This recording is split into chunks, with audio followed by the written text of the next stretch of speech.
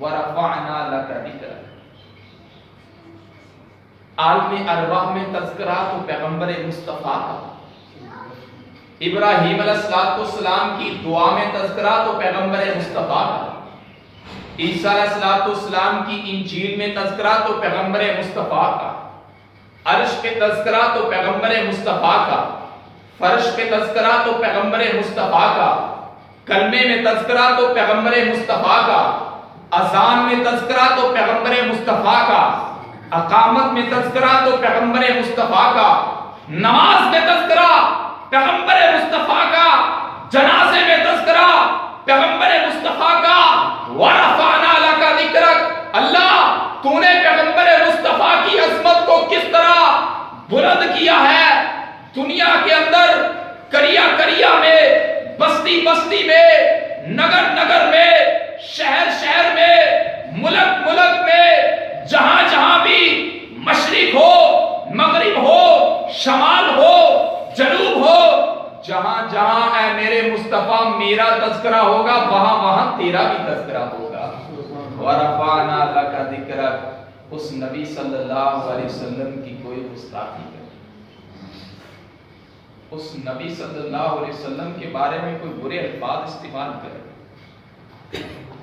مسلمانوں کا ایمان کیسے برداشت کر سکتا ہے؟ مسلمانوں کا ایمان کس طرح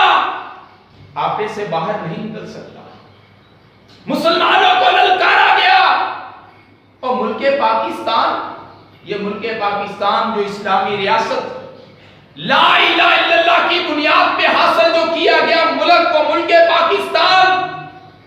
آج اسی ملک پاکستان کے اندر اس عظیم الشان نبی کی توہین کی جائے، اور کہیں اگر ایک گستاخ رسول کو قتل کرے تو اس کو تختہ دار پہ لٹکا دیا جائے، یہ کہاں کا انصاف ہے؟ ایک نے گستاخ رسول کا سر قلم کیا، اسے سے پاکستان کی سرزمین پہ تختہ دار پہ لٹکایا گیا، ایک آسیہ ملعونہ نے پیغمبر مصطفیٰ صلی اللہ علیہ وسلم کی شان اور عظمت کے اندر گستاخی کی، اور وہی مقدمہ چلا، عدالتوں نے